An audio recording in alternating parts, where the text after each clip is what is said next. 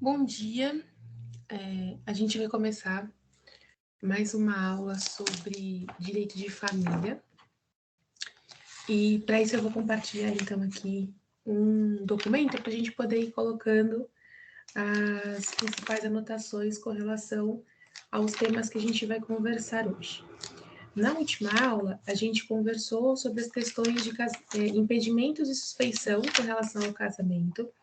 Verificamos quando que a gente vai poder mover as ações para pedir uma anulação de casamento. Verificamos também que o casamento ele é um negócio jurídico e verificamos que a gente precisa ter alguns elementos para que esse casamento possa ser considerado válido.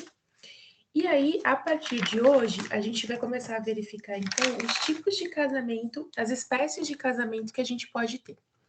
Então, vamos compartilhar um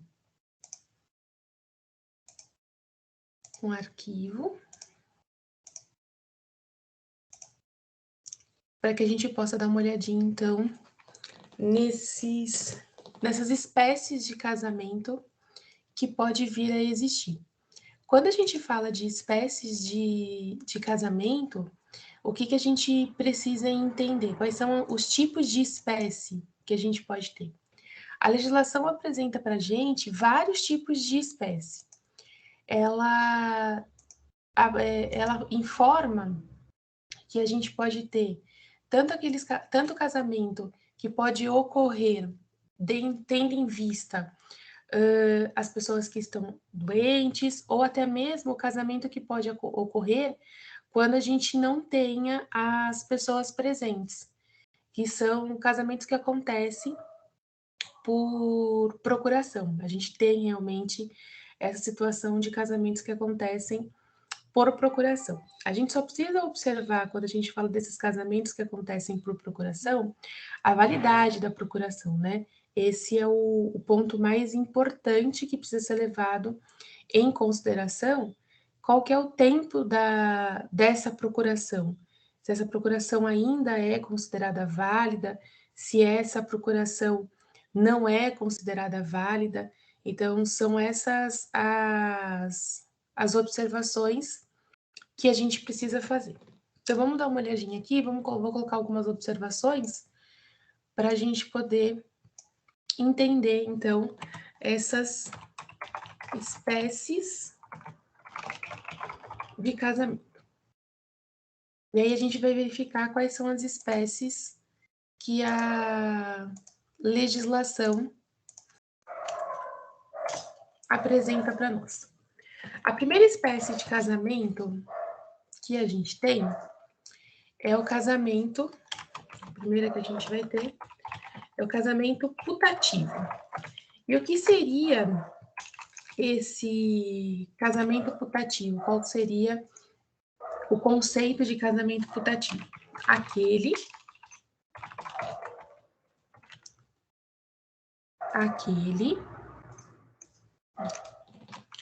que, embora nulo ou anulável, foi contraído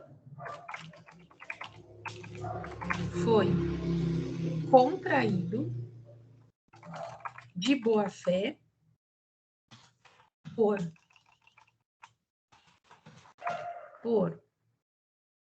um ou por ambos os cônjuges.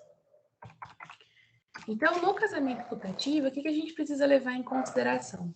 Esse casamento ele vai ser realizado que, apesar de existir situações que possam determinar que esse casamento seja nulo ou anulável, então a gente está falando lá de situações que englobem o 1521, por exemplo, apesar desse casamento ser considerado nulo ou anulável, as pessoas que estão contraindo esse casamento, elas estão agindo de boa fé. Uma vez que essas pessoas estão agindo de boa fé por um ou por ambos os cônjuges, a gente vai determinar esse casamento como casamento putativo. O que a gente pode considerar por boa fé? Vamos pensar de uma pessoa que esteja se casando com uma outra pessoa que já é casada. E ela não tem conhecimento disso. Então, a gente vai considerar essa pessoa que ela está agindo de boa fé. O casamento putativo, ele está regulamentado no artigo 1561 do Código Civil. É ali que a gente identifica essa espécie de casamento. O que a gente precisa levar em consideração quando a gente fala de casamento putativo? Quais são as principais observações que a gente precisa ter? A boa-fé refere-se a uma ignorância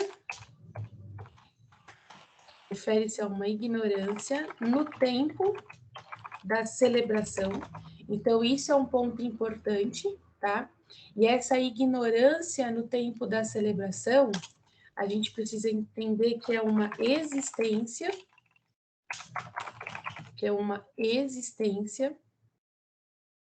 de impedimento. Então, não se tinha conhecimento de uma situação que poderia vir a gerar um impedimento com relação a esse casamento. Então, esse é o primeiro ponto que a gente precisa levar em consideração. O segundo ponto que a gente precisa levar em consideração refere-se ao erro de fato. O que seria esse erro de fato? Não se sabe, um exemplo, né, que a gente pode ter, não se sabe que são irmãos. Então, a gente não tem o conhecimento de que esses cônjuges eram irmãos e existe a possibilidade dessa celebração. Então, isso refere-se a um erro de fato, tendo em vista o fato de serem irmãos e não se ter o conhecimento dessa relação familiar. Outro ponto que a gente precisa levar em consideração é o erro de direito. E o que seria? Proibido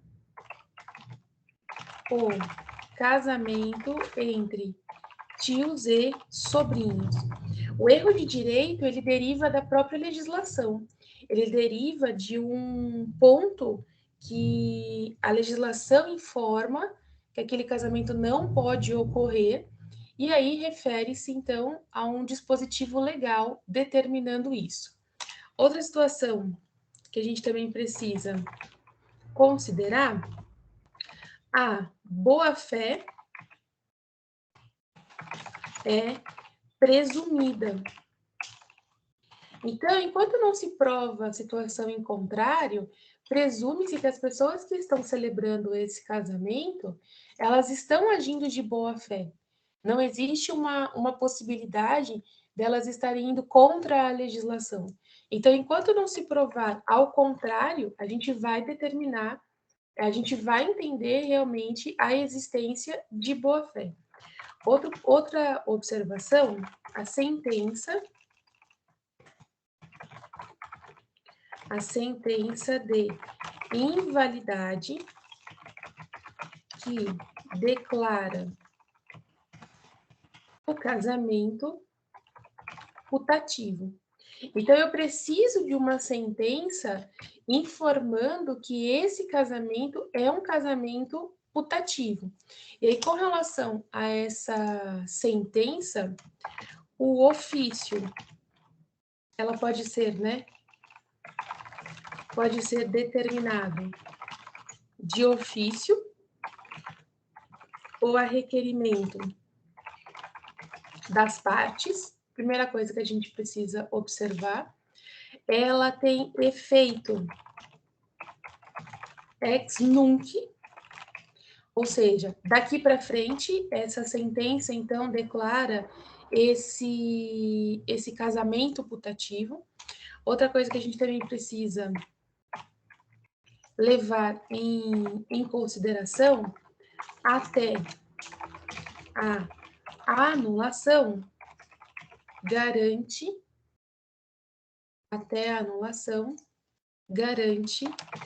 os direitos. Então, esses direitos, eles referem-se a uma eventual herança, tá? E o cônjuge inocente, vai ter direito à meação e à emancipação. Então, se porventura essa pessoa se casou para garantir a emancipação vai ser mantida, mesmo o casamento sendo considerado putativo. Então, são esses os elementos que a gente precisa levar em consideração quando a gente fala de um casamento putativo. Depois do casamento putativo, a segunda espécie de casamento que a gente vai ter é o casamento nuncupativo. Nuncupativo. E aí, o que seria esse casamento nuncupativo, tá? Ele é contraído em situação de iminente risco de vida, sem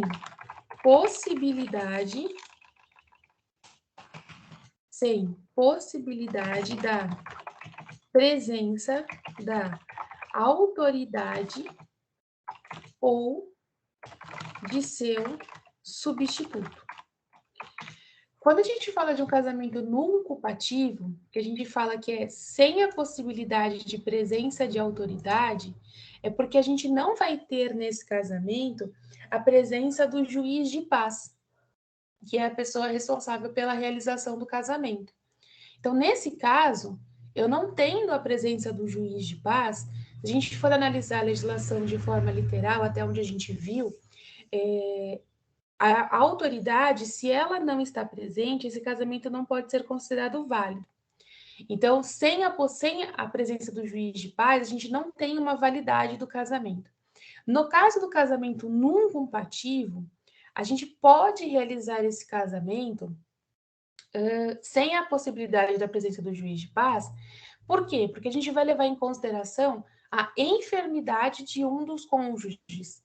Então, caso um dos cônjuges esteja de forma enferma e que ele não possa vir a comparecer perante esse juiz de paz, então a gente vai determinar esse casamento nuncupativo. Agora, a gente precisa observar o que a gente precisa ter para esse casamento poder ser realizado. Então, a gente precisa verificar quais são as características para que esse casamento possa, então, ser considerado válido. Primeira característica, a gente vai precisar de 6 testemunhas, e essas testemunhas é sem parentesco, em linha reta ou colateral até o segundo grau. Então, essas testemunhas, elas não podem ter parentesco com os nubentes, né? Em linha reta, de nenhuma forma, e até o segundo grau colateral. Segundo ponto que a gente precisa observar. Em até 10 dias,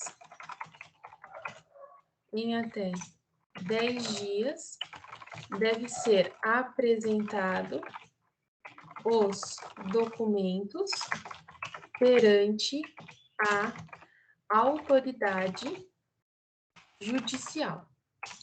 Então, esse casamento realizado na presença dessas 6 testemunhas, após esse casamento ser realizado, existe então um prazo de até 10 dias para que se apresente a documentação perante a autoridade judicial, para que então possa ser considerado válido esse casamento, tá?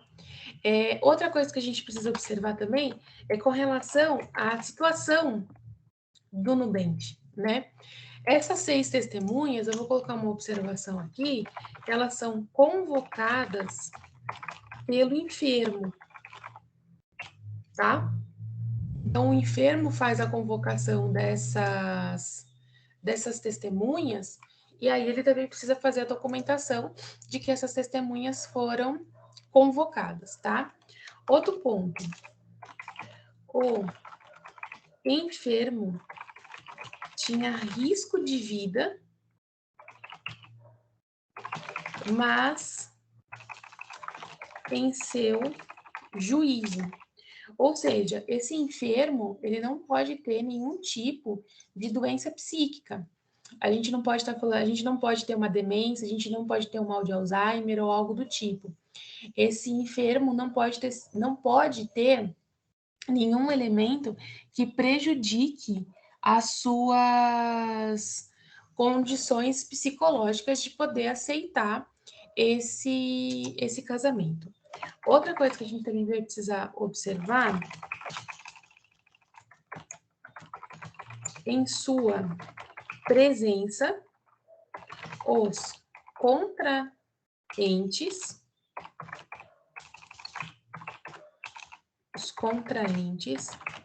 declaram-se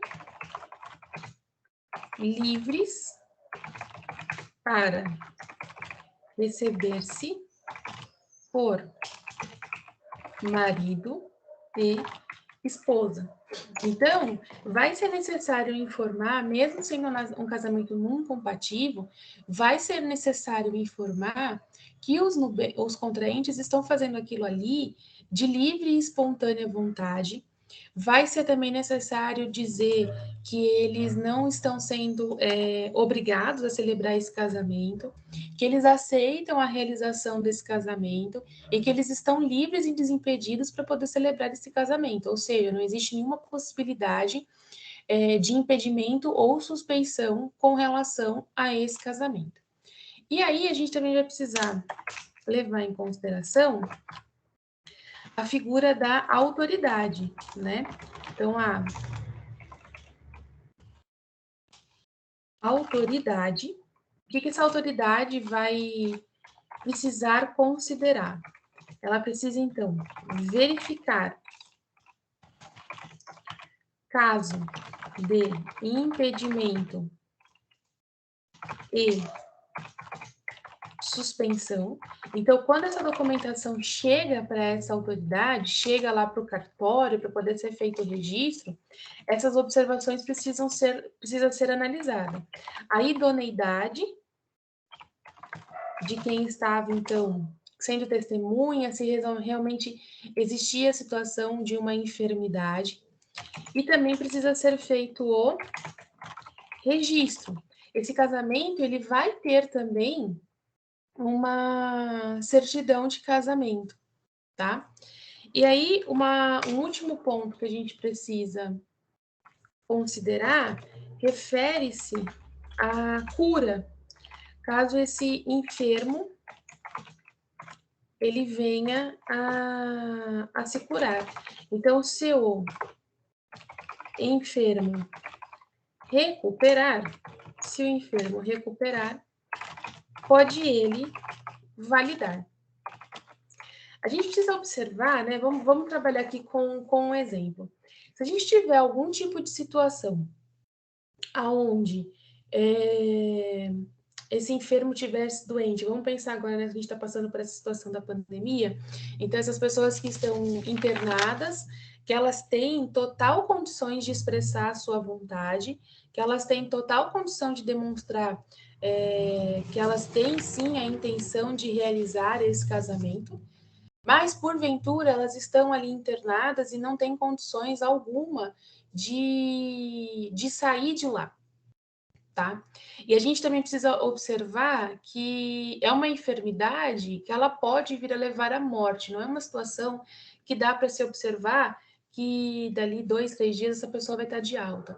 Quando a gente fala desse casamento não compatível, a gente está falando de uma situação aonde essa pessoa, ela corre-se um grande risco de vida. Existe uma grande possibilidade dessa pessoa não conseguir sobreviver para poder celebrar esse casamento. Então, normalmente são pessoas que já estão no estado terminal, elas já podem até estar em cuidados paliativos, né?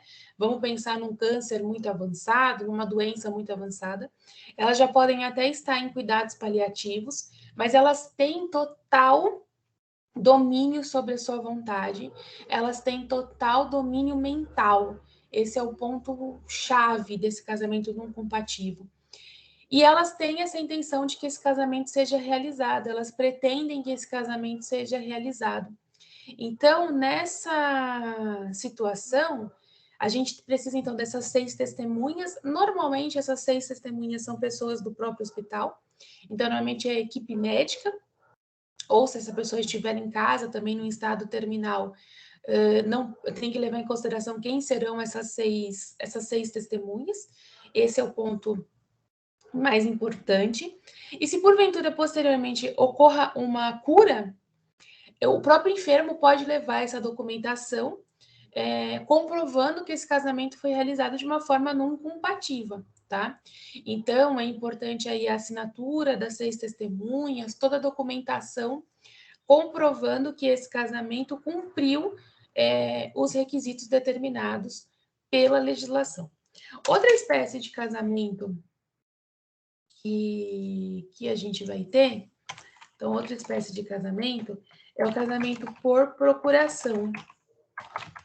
E o casamento por procuração, ele está determinado no artigo 1542 do Código Civil.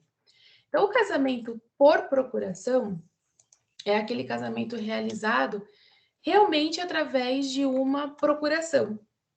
E ele vai ser, na maioria das vezes, ele é realizado porque um dos nubentes não se encontra no país.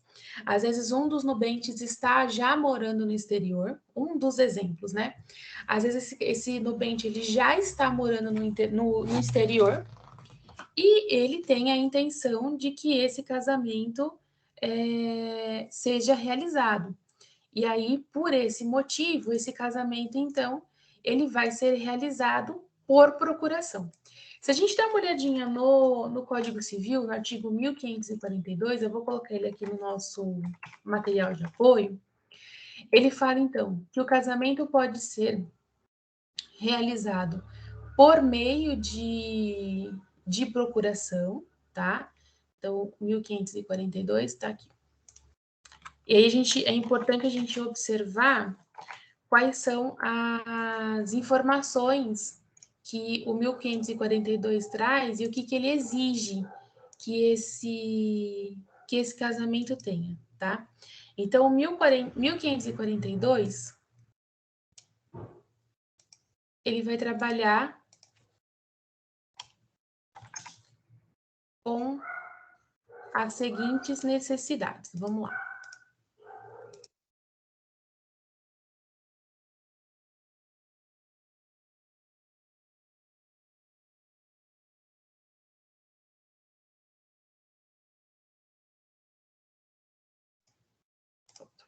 O 1542 fala assim: o casamento pode celebrar-se mediante procuração por instrumento público com poderes especiais.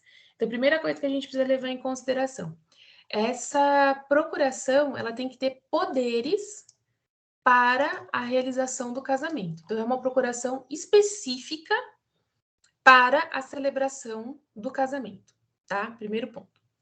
A gente também precisa observar uma eventual revogação.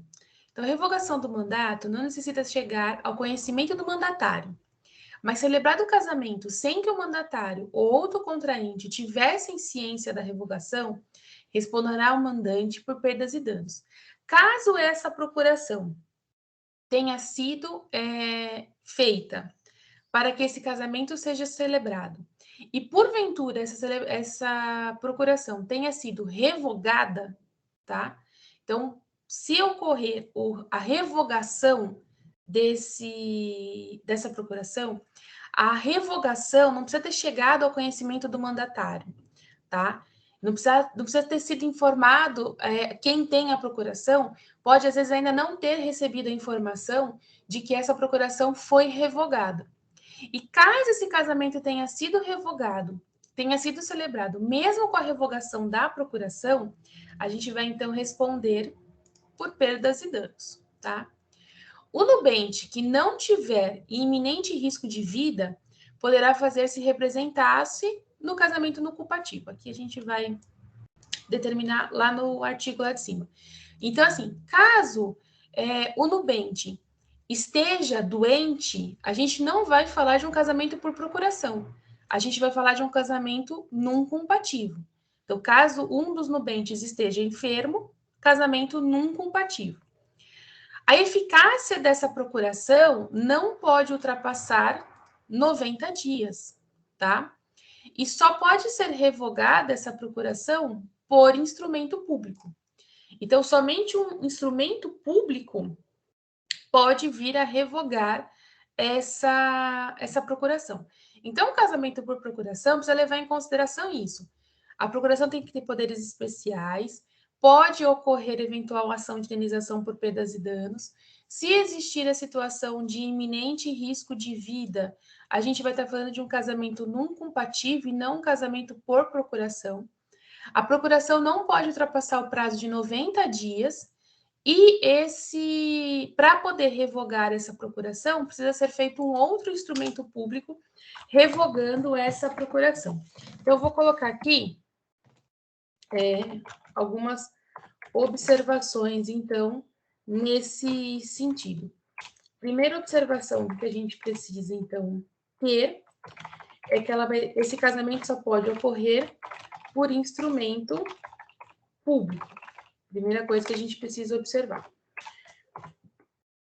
Outra coisa que a gente precisa observar que esse instrumento público precisa ter poderes especiais para que ele possa ser celebrado. E outro ponto que a gente precisa levar em consideração, essa procuração, ela vai ter uma eficácia de 90 dias. Se em 90 dias esse casamento não for celebrado, precisa fazer uma nova procuração, tá? Só corrigir aqui. Letra D, a gente precisa, então, a revogação não precisa chegar ao conhecimento do mandatário. Outro ponto que a gente vai levar, celebrado o casamento sem conhecimento do mandatário vai gerar perdas e danos. E letra F, somente um outro instrumento público, somente um outro instrumento público pode revogar a procuração. Então, eu preciso de um outro instrumento público revogando essa procuração para que essa procuração deixe de ter validade com relação à realização deste casamento. Outra espécie de casamento que a gente tem é o casamento por moléstia grave. Então, por moléstia grave. Que às vezes acaba se confundindo um pouco com o casamento não compatível. No casamento não compatível, essa pessoa ela se encontra doente, ela tem uma enfermidade, mas ainda existe ali uma possibilidade de cura, se tem uma expectativa de que ela saia daquela situação, é algo momentâneo. No casamento por moléstia grave, existe uma impossibilidade de locomoção. Então, às vezes, essa pessoa ela está internada num estado extremamente grave e ela não tem a menor condição de se locomover. O casamento não compatível, essa enfermidade, ela pode ser momentânea. Então, a gente pensa aí nos casos agora da Covid, ou a gente pensa naquela pessoa que ela está internada e que ela acha que ela pode vir a falecer. Agora, na moléstia grave, essa pessoa, ela encontra-se internada e sem nenhuma possibilidade de se locomover.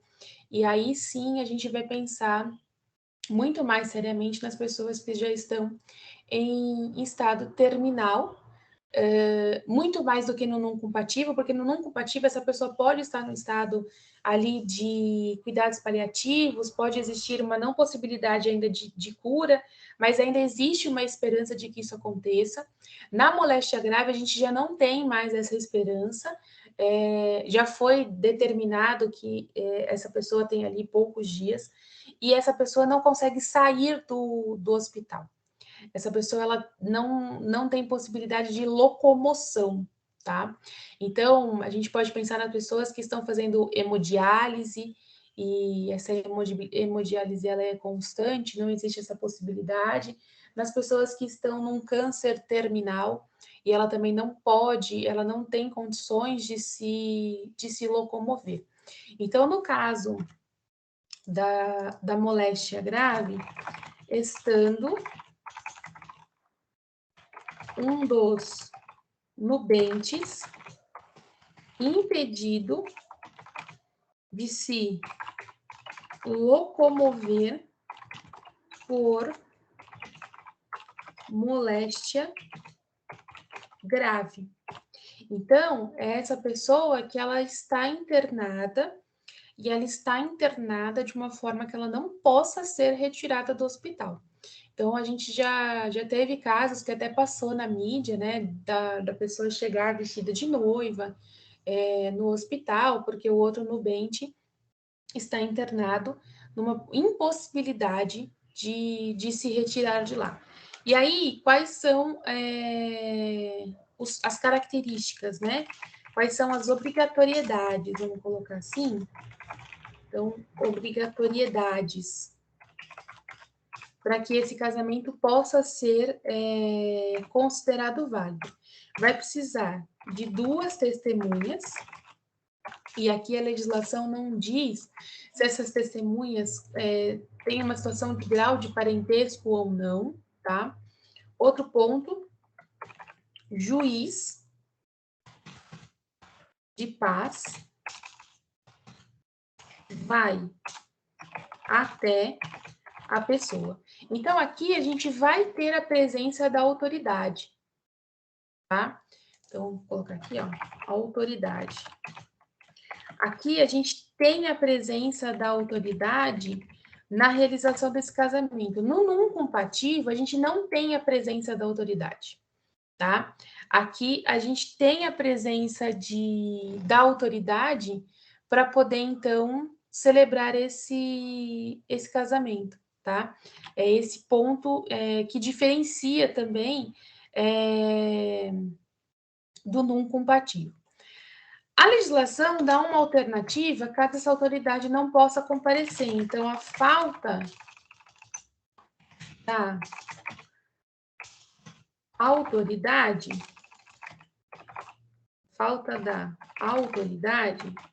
requer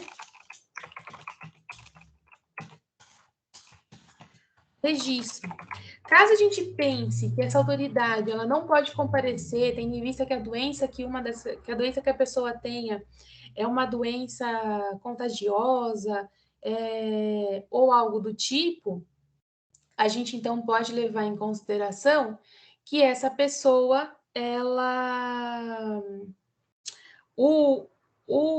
a autoridade pode comparecer até lá para poder, então, realizar esse casamento, tá? Então, é outro ponto que a gente precisa diferenciar do casamento não compatível, né? No casamento não compatível, a gente não tem a presença dessa autoridade, né? Enquanto aqui, a gente pode sim ter essa presença, tá? Então, aí também é um outro ponto que a gente diferencia esse casamento do não compatível. Outra espécie de casamento que a gente pode ter é a espécie da autoridade diplomática. Aquele casamento que ele vai ser realizado perante uma embaixada, por exemplo, tá? Então, autoridade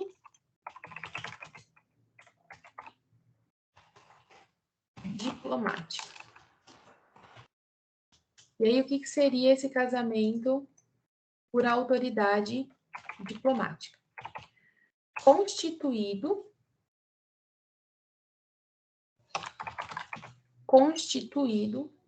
entre brasileiros, esse é um ponto importante, constituído entre brasileiros e celebrado no estrangeiro. Então, vejam, a legislação, ela fala que é um casamento celebrado entre brasileiros, ou seja, não é um casamento realizado entre um brasileiro e um estrangeiro, tá? É isso que a gente precisa observar. Então, não é um casamento celebrado entre um estrangeiro e um brasileiro. É um casamento constituído entre brasileiros, tá? Esse casamento que ele é constituído entre brasileiros, mas ele é realizado no estrangeiro, ele é realizado, na maioria das vezes, numa embaixada, tá? Então, a embaixada que celebra esse casamento, por isso que é uma autoridade diplomática que vai celebrar esse casamento. Esse casamento, então vamos colocar aqui também, ó, obrigatoriedades. Então, quais são as obrigatoriedades desse casamento? Primeira obrigatoriedade que a gente precisa considerar, deve ser registrado em 180 dias, tá? Então, o casamento ele é celebrado, tem um prazo de 180 dias para que ele possa ser registrado. Outro ponto, a contar esses 180 dias, né? A contar da volta de um ou de ambos os cônjuges. Então, quando esses cônjuges voltam para o Brasil, eles têm o prazo de 180 dias para poder registrar esse casamento, tá? Então, o casamento ele é realizado na embaixada perante uma autoridade diplomática, e quando eles voltam para o Brasil, então, eles têm um prazo de 180 dias para poder, então, registrar esse casamento perante a autoridade competente, tá? Então, esse casamento ele precisa ser registrado aqui no Brasil para que ele possa, então, ter validade. E a última espécie de casamento que a gente tem é o casamento religioso com efeitos civis, tá? O casamento religioso com efeitos civis é aquele casamento que é realizado na igreja, né? Que ele não é realizado no cartório, mas que ele tem os efeitos civis e a gente precisa levar esses efeitos em consideração. Então, ele é celebrado perante a autoridade religiosa e cumpre os requisitos de habilitação previstos na lei. Então, ele é realizado perante a igreja, tá? Só que ele tem os seus efeitos civis, por quê? Porque no momento da celebração, a gente vai ter lá a documentação do cartório sendo assinada para que esse casamento possa ser considerado válido, tá? Então, existe antes dessa celebração a habilitação no civil, tá? Então, deve ocorrer a habilitação no civil antes do religioso. Então, antes de ser realizado o casamento religioso, eu preciso pedir uma habilitação perante o cartório. E aí, vamos traçar aqui como que é feita essa habilitação perante o cartório, né? Então, a gente precisa ter aqui, o primeiro ponto que a gente precisa ter é essa.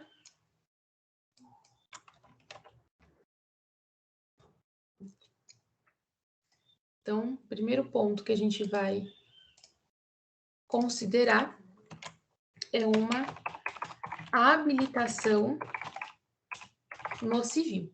Então, eu peço essa habilitação perante o cartório, tá? Então, eu vou até o cartório de registro de pessoas e peço lá essa habilitação para que eu possa me casar, tá? Para que essa habilitação ela possa ser considerada válida, a gente precisa apresentar alguns documentos para que a gente possa ter essa validade.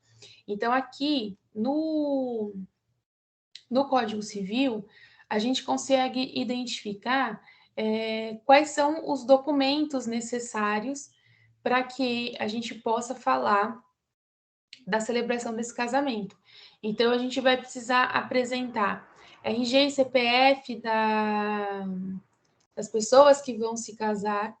A gente vai precisar apresentar certidão de nascimento, autorização por escrito, caso essas pessoas elas sejam idade núbil e vão se emancipar, declaração de duas testemunhas maiores ou parentes que ateste não conhecê-lo, declaração de estado civil, certidão de óbito do cônjuge falecido. Então, no 1525, a gente consegue observar, artigo 1525 do Código Civil, quais são os documentos necessários para a gente poder falar nesse pedido de habilitação no casamento, tá? Sendo feita essa habilitação para casar, então a gente indo até lá e pedindo essa habilitação para casar, e esse casamento vai ser realizado no religioso, a gente já viu, né, em outras aulas, que vai ter a questão dos proclames, que vai ser passado. Depois dessa habilitação pedida e sendo feita, então, sendo expedidos proclames para autorizando esse casamento, a gente tem, então, um prazo de 90 dias para que esse casamento seja realizado. Então, sendo feita essa habilitação, a gente tem, então, uma certidão. A gente tem uma certidão, não é a certidão de casamento ainda, porque o casamento não foi realizado. A gente tem uma certidão com validade de 90 dias. Então, dentro de 90 dias, esse casamento tem de ser realizado, tá? E esses 90 dias é da data do certificado. Então, fiz a habilitação, passei pelos proclames, está tudo certo ali para que o casamento possa ser realizado, tá? É expedido um certificado autorizando esse casamento, informando que não existe nenhuma situação de impedimento ou suspeição, ninguém chegou a mover algum tipo de anulação ou pedido de anulação com relação a esse casamento, tá? E aí a gente tem, então, 90 dias para que esse casamento possa ser realizado. O que a gente precisa levar em consideração aqui nesses 90 dias, tá? Então, o primeiro ponto que a gente precisa aqui considerar esses 90 dias refere-se que esses 90 dias é da data do certificado. Então, 90 dias. 90 dias da data do certificado, tá? Então, aqui a gente precisa considerar o seguinte: da habilitação para que esse casamento seja realizado, expede-se um certificado. E aí, esse certificado tem validade de 90 dias. Outra coisa que a gente também vai precisar observar, então, outro ponto aqui para ser levado em consideração é o casamento que vai ser realizado na igreja, tá? Então, aqui, ó. Casamento realizado na igreja. Então, quando a gente faz esse pedido perante o cartório, informando que a gente vai fazer, então, um casamento civil com efeitos, um casamento religioso com efeitos civis, a gente precisa informar o cartório que esse casamento vai ser realizado na igreja. Então, que eu vou fazer toda a documentação perante o cartório, que é o que a legislação exige, eu vou fazer tudo isso perante o cartório, mas o casamento não vai ser realizado no cartório. O casamento vai ser realizado numa entidade religiosa. E aí independe de que entidade religiosa que a gente esteja falando, tá? Esse casamento, quando ele é realizado no religioso com efeitos civis, caso a gente não tenha perante, dentro da igreja, a autoridade competente, né, a autoridade que refere-se ao cartório, depois desse casamento realizado lá, existem 90 dias para o registro do religioso.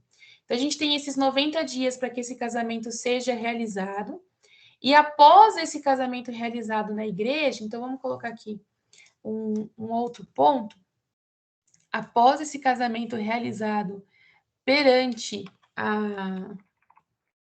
a igreja, a gente tem, então, 90 dias para que esse casamento seja registrado. Então, aqui a gente tem 90 dias novamente para registro civil do religioso. Então, o que a gente precisa considerar? A gente vai até o cartório, informa que vai fazer o casamento, então faz a habilitação do casamento no civil. Fez a habilitação, correu os proclames, saiu a certidão, certificado, autorizando o casamento, 90 dias de validade desse certificado, tá? Informa-se no cartório que esse casamento vai ser realizado na igreja. Casamento realizado na igreja, os nubentes depois têm 90 dias para levar a documentação da igreja perante o cartório de registro civil para registrar esse casamento. E aí, esse casamento, então, ele vai ser religioso com efeitos civis, tá?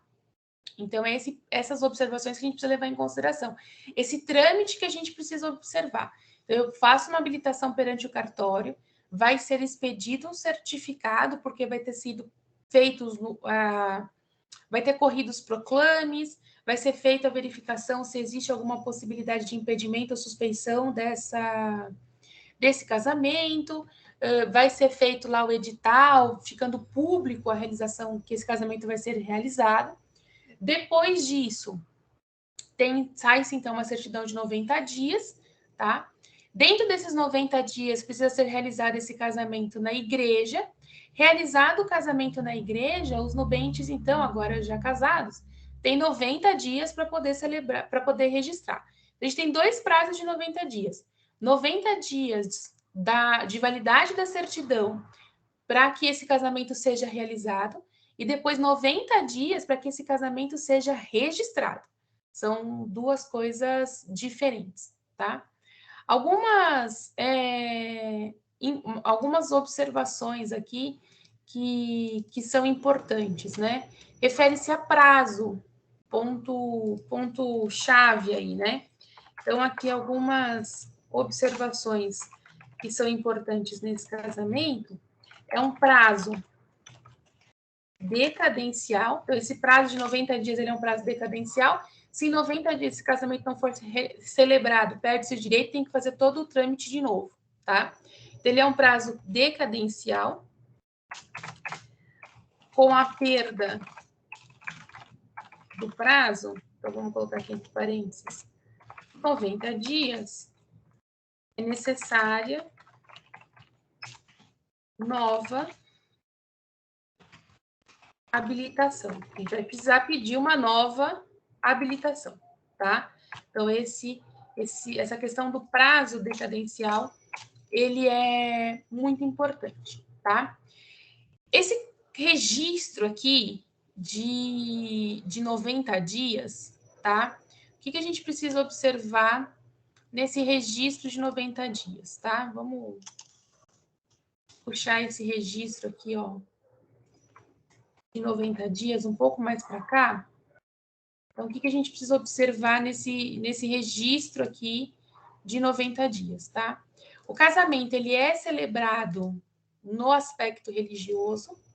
Então, a gente tem um casamento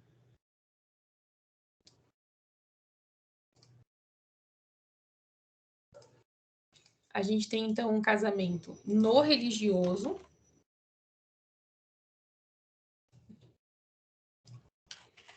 Casamento no religioso. Vamos inverter aqui, às vezes, para didaticamente ficar mais fácil para vocês entenderem. Então, a gente tem aqui um casamento no religioso. Vejam que não interessa para nós qual que é a religião onde esse casamento vai ser realizado, tá? Então, a gente tem aqui, a gente passou pela habilitação.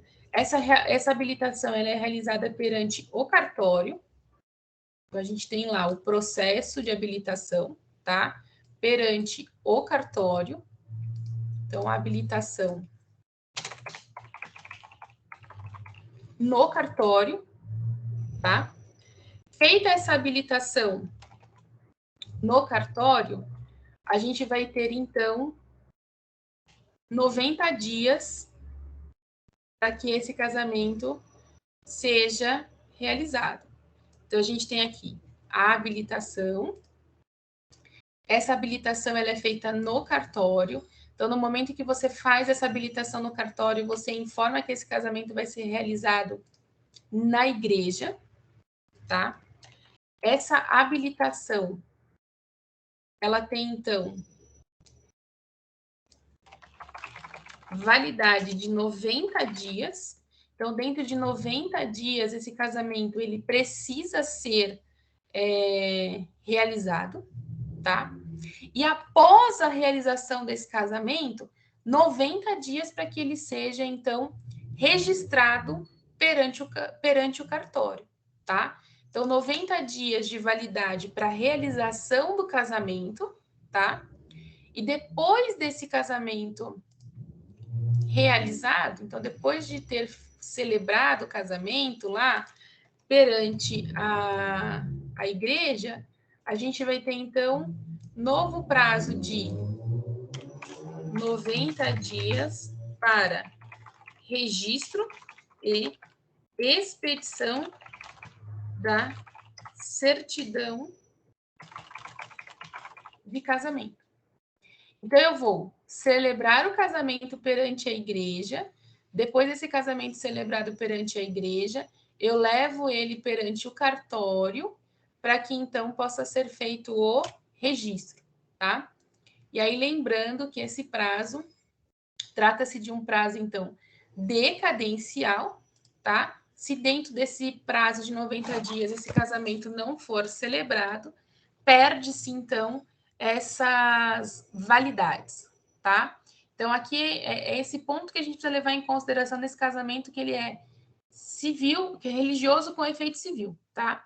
Eu preciso fazer todo o trâmite dele perante o cartório, fez o casamento no religioso, depois eu preciso levar no cartório para que o cartório possa fazer, então, os devidos registros e aí seja feita a expedição da certidão de casamento. Caso isso não aconteça dentro desses prazos de 90 dias que a gente está informando aqui, a gente tem uma situação decadencial e aí vai se perder a validade com relação a esse casamento. Bem, essas são as espécies de casamento que a gente tem, tá? Então, são essas as espécies de casamento que o Código Civil traz. Casamento putativo, num compativo, por procuração, por moléstia grave, por autoridade diplomática ou religioso com efeitos civis, tá? Então, são esses os tipos de casamento que a gente pode ter. E a gente se encontra, então, na próxima aula para a gente poder conversar sobre os regimes de casamento. Boa semana para vocês, bom descanso e até a próxima aula. Obrigada, professora. Bom dia.